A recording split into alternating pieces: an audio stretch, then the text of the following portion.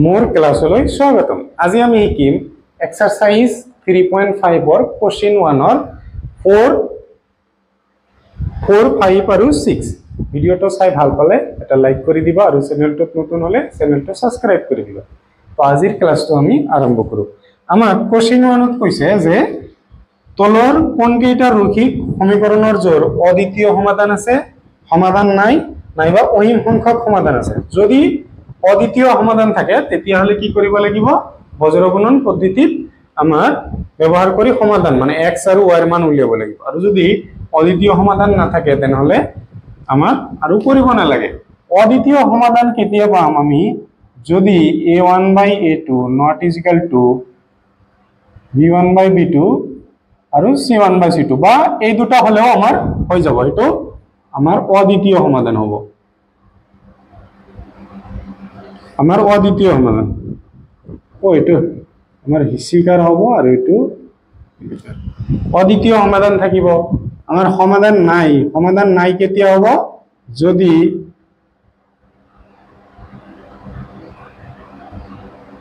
আমার শেষৰটো just not equal to আৰু বাকি দুটা আমাৰ ইকুয়াল টু হয়। আৰু কি হব, সমাধান মানে অসীম সমাধান থাকিব কেতিয়া,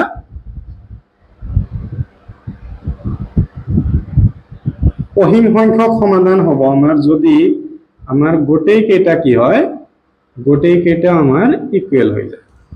হব প্রথমটো আমি কই চাম আমার কি হয়, কোনটো কন্ডিশনত আমার আহে। a1/a2 উলিয়াই চাও, a1/a2 কি হব, x এর লগত আমার মনে মনে কিমান আছে, একো নাই মানে 1, x এর লগত 3 আছে, b1/b2 সবা y লগত দি আছে আমার -3, এটো y লগত দি আছে আমার -3, মাইনাস আৰু মাইনাস ক্যান্সেল, 3 ৰে 3 ৰ মাজত 1, 3 ৰে 3 ৰ মাজত 1/1, এটো চাম আমি c1/c2 কি হ'ব, -7 আমাৰ 15, মাইনাস মাইনাস ক্যান্সেল কি হল 7/15 আহি গল। এতিয়া আমি কি কৰিম, a1/a2 b1/b2 আমি ইকুয়াল বলি প্ৰথমতে লিখিলাম, তাৰ পিছত চাম আমি এটোত আছে 1, উপৰত আমাৰ 1 আছে, ঠিক আছে, কিন্তু তলত এটো 3 আছে, ইয়াতে আমাৰ 1 আছে, তেনেহলে আমাৰ সমান নহয়। ইয়াতে চাবা, ইয়াতে 1 আৰু ইয়াতে 7, আৰু সবাৰ দৰকাৰ নাই আমাৰ। গোটেই কেইটা নট ইকুয়াল হলে আমাৰ কি আহে, অদ্বিতীয় সমাধান হয়। তেনেহলে আমি লিখি দিম যে অদ্বিতীয় সমাধান থাকে। এটা হিসিগার হবে, সরি,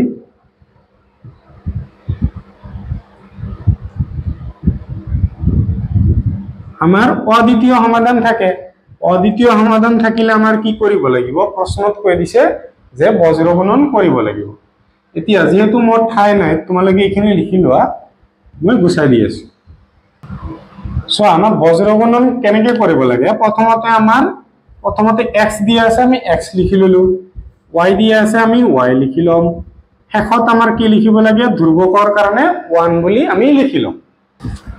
চোৱা x ৰ তলত কি হ'ব, আমি x ৰ এই দুটা বাদ দিম, ঠিক আছে, আৰু এই দুটা লিখি দিম। আমি y লগত কি আছে, -3 সহক লিখিব লাগে, ইয়াতেও আমাৰ -3 দিয়া আছে, ইয়াতে আমাৰ -7, ইয়াতে দিয়া আছে আমাৰ 15।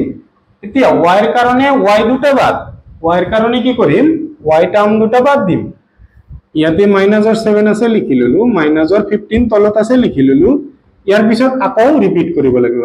x এৰ লগত আমাৰ 1 আছে, এটো x এৰ লগত আমাৰ 3 দিয়া আছে, 1 এৰ কাৰণে ধ্ৰুৱকৰ কাৰণে ধ্ৰুৱক দুটা আমি বাদ দিম। এতিয়া x এর লগত কি আছে, 1 আছে, এটো x এর লগত 3 দিয়া আছে, এটো y এর লগত আমাৰ -3, এটো y এৰ লগত আমাৰ কি দিয়া আছে, -3 দিয়া আছে। এতিয়া চাবা কি কৰিব লাগিব, x এইটো আৰু এইটোৰ ইনটু হ'ব, আৰু এইটো আৰু এইটোৰ ইনটু হ'ব, কিন্তু ইয়াৰ লগত ফৰ্মুলাৰ এটা মাইনাস যাব, ঠিক আছে। প্ৰথমতে এইটোৰ লগত এইটোৰ ইনটু, তাৰ পিছত ফৰ্মুলাৰ মাইনাস এই দুটাৰ ইনটু হ'ব। 3 × 15 কিমান পাম, 45, মাইনাস আৰু মাইনাস ইনটু কৰিলে কি হ'ব, আমাৰ প্লাস, প্লাস হলে আমাৰ লিখিব নালাগে, ঠিক আছে। 3 × 7 কি হ'ব, 21। এতিয়া চাম এইটো মাইনাস আৰু এইটো মাইনাস, মাইনাস ইনটু মাইনাস কি পাম প্লাস পালো। এইটো প্লাসৰ লগত আৰু এইটো মাইনাসৰ আমাৰ ইনটু হ'ব কি পাম আমি মাইনাস পাইছো, প্লাস মাইনাসত মাইনাস পালো। এতিয়া y এর কারণে y লিখি ললো আমি। একে হব আমার 7 এর লগত 3 ইনটু কিমান পাম 21। ইয়াতে মনে মনে আমার প্লাস দি আছে, প্লাস মাইনাসত মাইনাস। 15 আৰু 1 এৰ ইনটু কৰিলে আমি কিমান পাম 15 এ পাম। এতিয়া মাইনাস আৰু এটা ফৰ্মুলাৰ আমাৰ মাইনাস দি আছে, কি হ'ব প্লাস হৈ যাব। ইয়াতে চাবা 1 আৰু 3 এৰ ইনটু কৰিলে আমি কি পাম 3 পাম, প্লাস মাইনাসত মাইনাস পাম। 3 আৰু 3 ইনটু কৰিলে 9 পাম। ফৰ্মুলাৰ এটা মাইনাস আছে আৰু এইটো মাইনাস, কিমান হ'ব আমাৰ প্লাস হৈ যাব। নেক্সট চাবা কি আছে আমাৰ x। এতিয়া 45 ৰ পৰা আমাৰ 21 মাইনাস কৰিব লাগিব। 5 ৰ পৰা 1 মাইনাস কৰিলে 4 পাম, 4 ৰ পৰা 2 মাইনাস কৰিলে আমি কি পাম 2 পাম। আচ্ছা,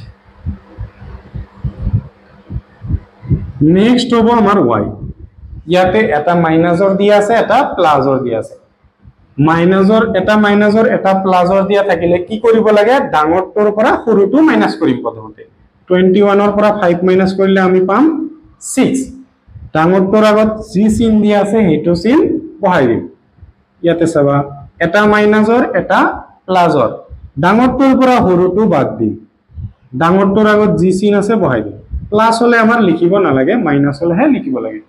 এতিয়া আমি কি কৰিম এইটো সাইডত যাম।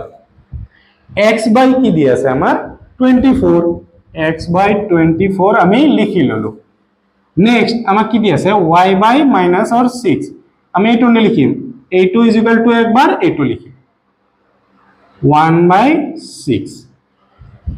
এতিয়া চাবা আমি ডাইরেক্ট এইটো আৰু এইটো কাটি দিব পাৰো, নাইবা এনেকুৱা কৰা যে x ৰ লগত কাৰ ইনটু হ'ব 6 ৰ 6x, 24 ৰ লগত কাৰ ইনটু হ'ব 1 ৰ, আমি কি পাম 24।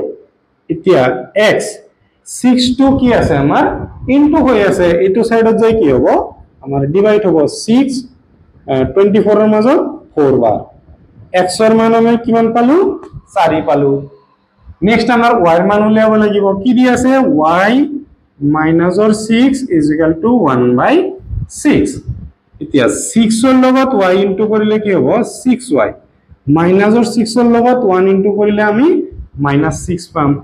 এতিয়া y is equal to minus 6 by 6 into হৈ আছে আমাৰ এইটো সাইডত যাই ডিভাইড হ'ব 6 ৰ মাজত 1, আমি y is equal to কিমান পালো মাইনাস or 1।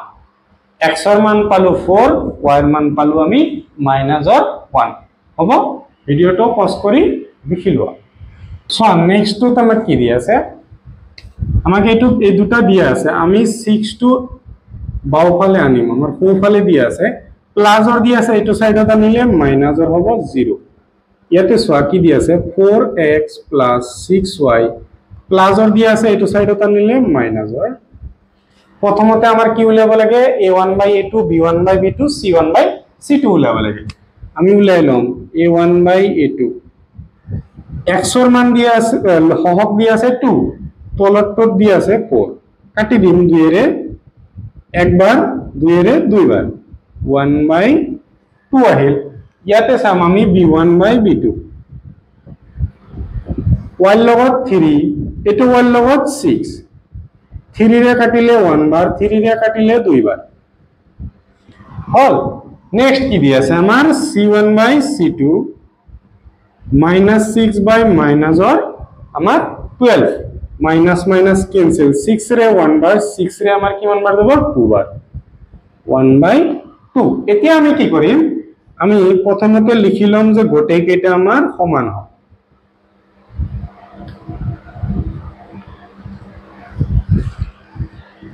এতিয়া চাম 1 by 2, ইয়াতো 1 by 2, 1 by 2 মানে গোটেই কেইটা সমানে আছে। ঠিক আছে, মই স্ক্রিনত লগাই দিছো। এইটো কন্ডিশন হলে আমাৰ কি হয় অসীম সংখ্যক সমাধান থাকে।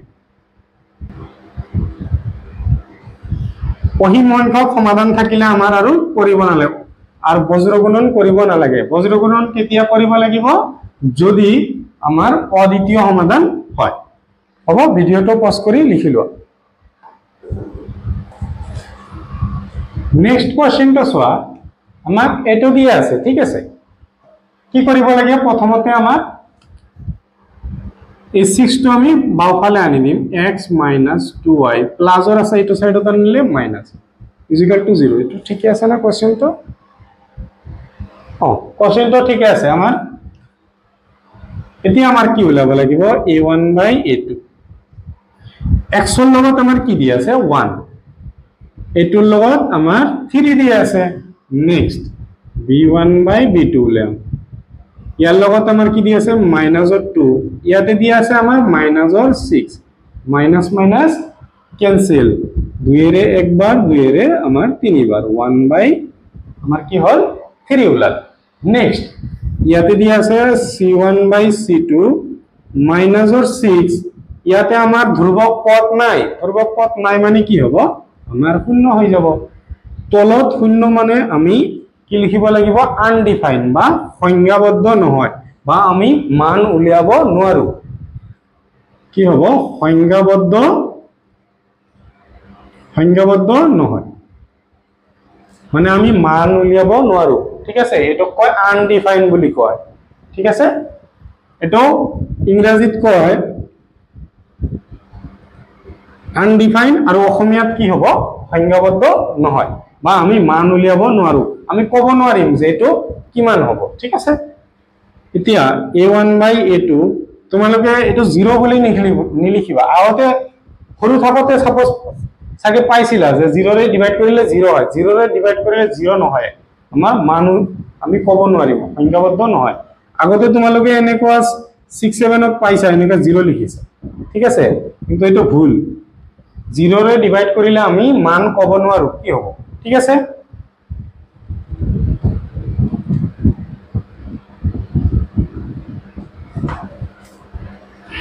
সোয়া প্ৰথমতে আমি ইকুয়াল বুলি লিখি লৈছো ইয়াতে 1 আছে ইয়াতেও আমাৰ 1 আছে ইয়াতে 3 ইয়াতেও 3 তেনেহলে এই দুটা সমান হয় কিন্তু ইয়াতে 1/3 এটো হল আমাৰ সংজ্ঞাবদ্ধই নহয় তেনেহলে এই দুটা অসমান মই স্ক্ৰিনত লগাই দিছো তাৰপৰা চাব পাৰা এইটো মানে কি এইটো মানে হল আমাৰ সমাধান নাই